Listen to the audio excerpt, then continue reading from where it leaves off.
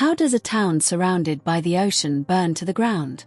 On the afternoon of August 8, 2023, that impossible question became a terrifying reality. Lahaina, Maui, the historic capital of the Hawaiian kingdom, a paradise known to millions, was erased in a matter of hours. A wildfire, driven by hurricane-force winds, tore through the town with such speed that it became an inescapable trap. With roads gridlocked and communication systems down, the first warning for many was the sight of their neighbor's home exploding in flames. As the Inferno closed in, residents were left with an unimaginable choice: burn or jump into the sea. This is the story of how a perfect storm of environmental factors and systemic failures created an apocalypse in paradise. To understand the events of August 8, we must first look at the unique geographical and meteorological conditions prevalent in Maui. West Maui, including Lahaina, lies in the rain shadow of the West Maui Mountains.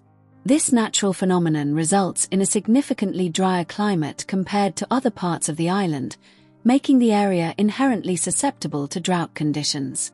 Over the years, agricultural lands, particularly former sugarcane and pineapple plantations, were left fallow.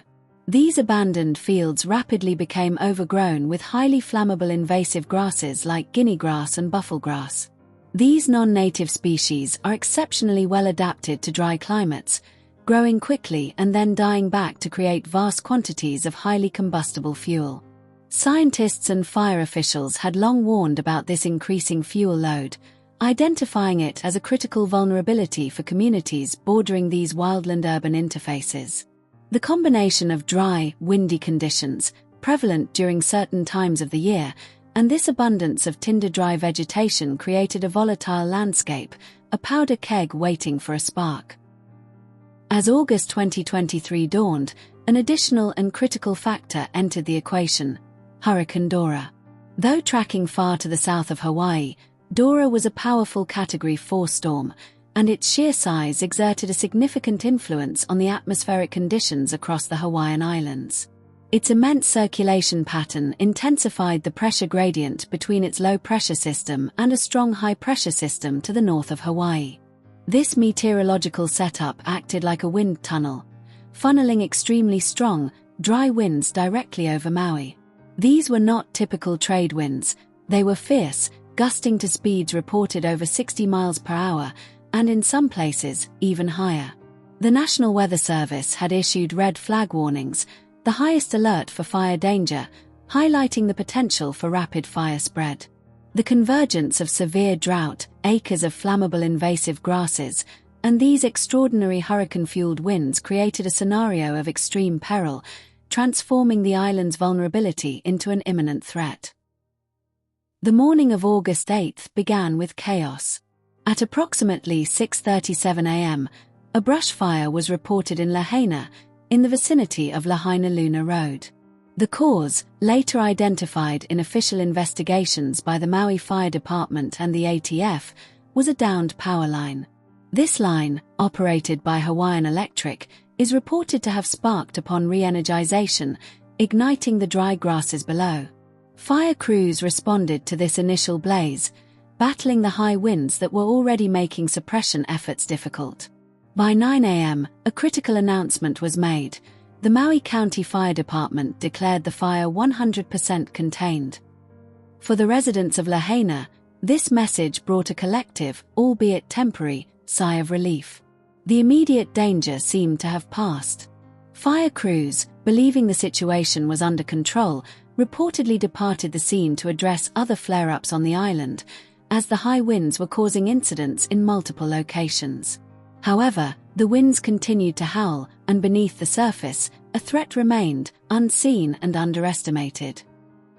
The declaration of containment proved to be tragically premature. While the perimeter of the morning fire had been secured, the high winds and dry conditions were a perilous combination. Official reports later concluded that undetected, smoldering embers from that morning fire lingered in the dry vegetation. For hours, this hidden fire waited. Then, in the afternoon, tragedy struck. At approximately 3:30 p.m., a flare-up was reported in the same area. But this was no longer a manageable brush fire. Fueled by the relentless downslope winds that had been gusting all day, the rekindled fire exploded. It found the tinder dry, invasive grasses and, in an instant, transformed into an entirely new and far more terrifying entity. This new blaze, born from the ashes of the old one, began a ferocious, wind-driven march directly toward the heart of Lahaina town. The window of opportunity to evacuate, which had seemed wide open just hours before, was about to slam shut with terrifying speed. This was not a conventional wildfire. Survivors and first responders described a phenomenon that defied belief: horizontal plumes of fire, swirling vortexes of flame, and a firenado that tore through the town. Scientific analysis confirms this was not hyperbole. The combination of the severe downslope winds, gusting over 60 to 80 miles per hour, and the complex terrain of the West Maui Mountains created a rare and terrifying meteorological event. As the winds rushed down the slopes, they created what scientists call a hydraulic jump, leading to turbulent, chaotic rotors or vortices. These swirling, hurricane-force winds hit the fire, and the fire, in turn, began to influence the winds, creating its own weather system. The blaze generated a massive ember storm, hurling burning debris far ahead of the main fire front, igniting homes and buildings in a scattered, unpredictable pattern. This phenomenon explains why the fire spread so erratically and rapidly, leaping over streets and defenses, and overwhelming any possibility of a structured firefighting response. In the face of this oncoming inferno, the systems designed to protect residents began to fail. The most glaring and debated failure was the silence of Hawaii's robust, all-hazard siren system. Maui is equipped with 80 of these sirens, tested monthly, designed to warn the public of tsunamis and other dangers. On August 8, as the fire raced toward thousands of unsuspecting people, not a single one was activated. The head of the Maui Emergency Management Agency, Herman Andaya, later defended this decision in public statements, stating that the sirens are primarily associated with tsunamis. He expressed a fear that if the sirens had sounded, residents would have run morka toward the mountains and directly into the approaching flames. This explanation was met with widespread public criticism from survivors, many of whom said any warning would have been better than none. The silence of the sirens became a devastating symbol of a system that failed its people in their most desperate hour. Mr. Andaya later resigned from his post. While the sirens stood silent, other forms of communication were also collapsing. Official alerts were indeed sent out via mobile phones, radio, and television. However, their effectiveness was catastrophically undermined by the very conditions that were fueling the fire. The same hurricane-force winds that were driving the flames had already been wreaking havoc on the island's infrastructure for hours. Reports indicate at least 30 utility poles had been toppled, severing power lines and fiber optic cables. This meant that by the time the fire began its deadly run, much of West Maui was already in a communications blackout. Cell service was down. Internet was gone. 911 dispatch centers were becoming overwhelmed with frantic calls from those who could get a signal, creating a bottleneck of information. For the vast majority of residents in the fire's path, there were no alerts on their phones, no warnings on their TVs, and no way to call for help. The first and only warning most people had was the smell of smoke, the sound of explosions, or the sight of their neighbor's house in flames. With no warning and a fire moving at terrifying speeds, residents fled to their cars in a desperate attempt to escape. What they found was not a path to safety, but a fatal trap. Lahaina, an old town on a narrow coastline, has limited exit routes. The primary artery, the Onoapalani Highway, became a scene of complete gridlock. This was not just a traffic jam, it was a systemic failure of evacuation management. As people tried to flee south, they encountered roadblocks. According to official reports and harrowing survivor accounts, police and utility crews, concerned about downed, live power lines, had blocked key intersections. These barricades had the unintended and catastrophic effect of funneling a panicked populace back into the burning town, specifically onto Front Street, which runs along the ocean. Cars were packed bumper to bumper, engines overheating, the air thick with black, toxic smoke. The fire, which had been racing down the hill, now closed in from behind, turning the street into a miles-long corridor of death. As the gridlock on Front Street became a death sentence, people faced an impossible choice. Staying in their cars meant being consumed by the Inferno. The heat was so intense it was melting metal and shattering windows. In a panic, people abandoned their vehicles, leaving a ghostly graveyard of charred cars that would later become a defining image of the tragedy. They fled on foot, running through a blinding storm of smoke and embers. Survivors describe a terrifying, disorienting landscape where the air itself was on fire. They ran with their children, their pets, their elderly parents, or with nothing but the clothes on their backs. The Phase 2 report from the Fire Safety Research Institute, which analyzed the incident, revealed a heartbreaking statistic. Many of the victims were found just blocks from their homes, some still in or near their cars, having been overtaken by the flames and smoke before they could find a path to safety. Their escape was measured not in miles, but in feet. For those trapped on Front Street, with the fire at their backs and the gridlocked road ahead, there was only one direction left to go, Maui, toward the ocean. Dozens of people, in a final act of desperation, climbed over the seawall and jumped into the churning, smoke-filled water. But the ocean was not a simple sanctuary. It was its own ordeal. Survivors describe spending hours in the water, clinging to the rock wall, fighting to breathe. The air was thick with toxic smoke and flaming debris. Pieces of buildings and embers rained down upon them. They were cold, in shock, and struggling to stay afloat. One survivor, Anna Carolina Pinedo, recounted spending 11 hours in the water with her mother, battling the smoke and the cold. Another family, including 2 teenage brothers, filmed their harrowing experience, the water around them reflecting the orange glow of the burning town. This was the last, desperate choice for survival: to escape the inferno by seeking refuge in the sea. As night fell and the town was consumed, the U.S. Coast Guard received the first reports of people in the water. At approximately 7 p.m., a call came in detailing that dozens, perhaps 100, people had fled into the ocean to escape the flames. Coast Guard Station Maui launched a 45-foot response boat into the harrowing conditions. They navigated through thick smoke and falling debris, their search complicated by the chaotic, wind-whipped seas. The boat crews, facing immense personal risk, began to locate and pull survivors from the water. In total, the Coast Guard officially rescued 17 people directly from the ocean, many of them suffering from smoke inhalation and shock. They also located and assisted 40 other survivors who were on the shoreline. In a testament to the maritime community, the Coast Guard also coordinated with local commercial vessels that bravely joined the rescue effort, with one tour boat reportedly saving 3 individuals, including 2 children. These rescues, carried out in the dark under apocalyptic conditions, represent a critical, life-saving chapter in the midst of the disaster. As the sun rose on August 9th, the world saw the full, horrifying extent of the devastation. Lahaina was gone.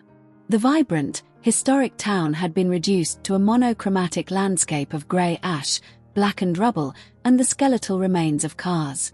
The scale of the destruction was staggering.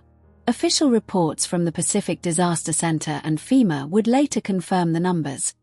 The fire had burned over 2,170 acres. More than 2,200 structures were destroyed or damaged, the vast majority of them residential. The cost to rebuild was estimated at over $5.5 billion. This wasn't just a financial loss, it was the erasure of a community. Homes that had been in families for generations were vaporized. Businesses that were the lifeblood of the town were nothing but foundations. The fire had burned so hot that it had incinerated nearly everything, leaving behind a toxic, desolate moonscape where beloved community once thrived. The flames consumed more than just homes and businesses. They incinerated a living history. Lahaina was the first capital of the Hawaiian Kingdom, a place of deep cultural and historical significance. The Lahaina Restoration Foundation, caretakers of the town's heritage, reported that nearly all of the 14 historic sites it managed were destroyed or gutted. The Baldwin home, built in 1834 and the oldest house on Maui, was reduced to its stone foundation. The Wo Hing Museum, a testament to Lahaina's Chinese community, was gone. The old Lahaina prison and the Pioneer Inn, a landmark from 1901, were gutted. The Waiоla Church, which had just celebrated its 200th anniversary, was also destroyed, along with its historic cemetery, the resting place of Hawaiian royalty, including Queen Kepealani. This was an incalculable loss, not just for Maui, but for the world. An irreplaceable link to Hawaii's past, carefully preserved for generations, was wiped away in a single afternoon. The most painful toll of the Inferno was, and always will be, the human cost. In the chaotic days after the fire, the number of missing persons fluctuated wildly, at one point soaring over 1,000 as families desperately searched for loved ones in the communications blackout. As search and recovery teams began their grim work, the confirmed death toll began to rise. This was the deadliest U.S. wildfire in over a century. After months of painstaking forensic work, the official death toll was revised and finalized. 101 people lost their lives in the Lahaina fire. The victims ranged in age, from children to beloved kupuna, or elders, who were unable to escape the fast-moving flames. Each number represents a person, a family shattered, and a community in mourning. This was not an abstract statistic, it was a profound, collective trauma, leaving a scar on the heart of Maui that will never fully heal. Identifying the 101 victims was an arduous and heartbreaking task, a challenge unlike almost any other in modern U.S. history. The fire had burned at such an extreme temperature that in many cases, all that remained were fragments. This made traditional identification methods impossible. The county of Maui had to rely on one of the most advanced and difficult forensic processes, DNA analysis.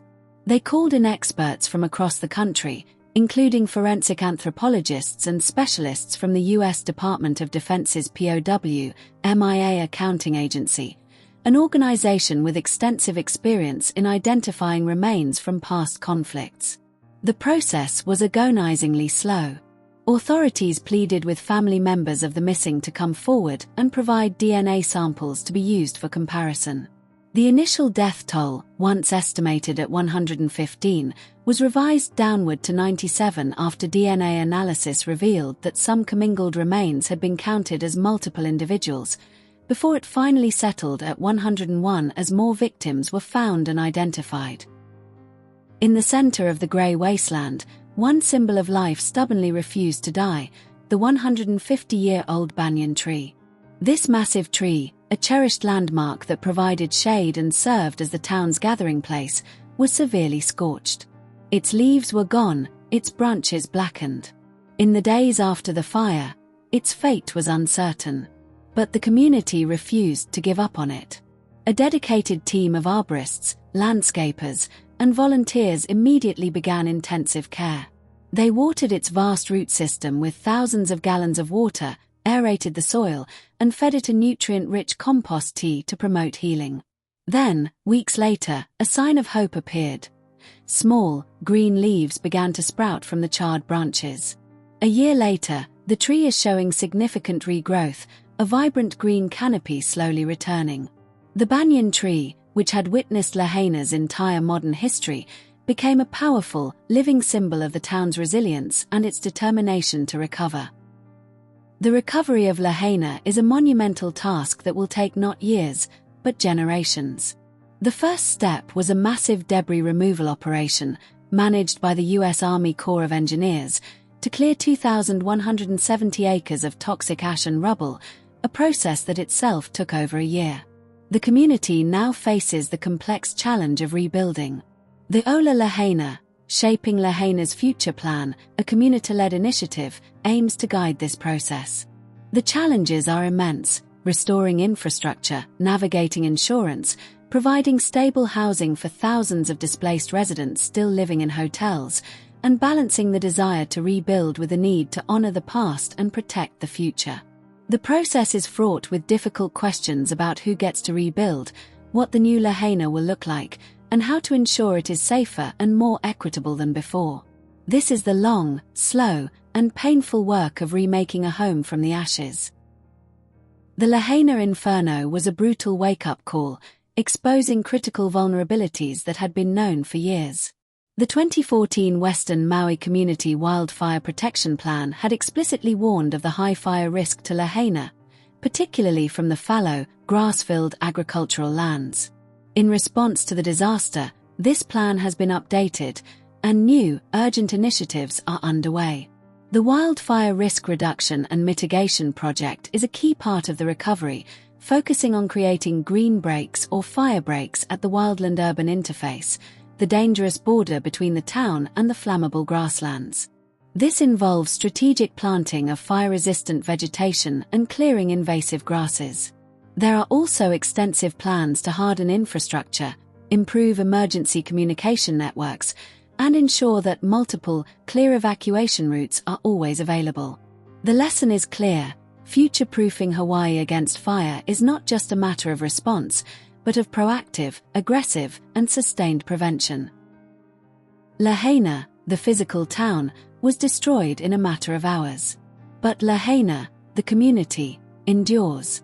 It endures in the survivors who are navigating the long path of recovery, in the volunteers who showed up with food and water when official help was absent, and in the global diaspora of those who call Maui home.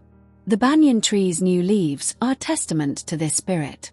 The tragedy of August 8, 2023, is a complex story of environmental vulnerability, systemic failures, and unimaginable human loss. But it is also a story of incredible courage, of those who ran into the smoke to save others, of those who endured hours in the ocean, and of those who are now committing their lives to the slow, painstaking work of rebuilding. The future of Lahaina is unwritten, but it will be built on a foundation of memory, resilience, and the enduring strength of its people.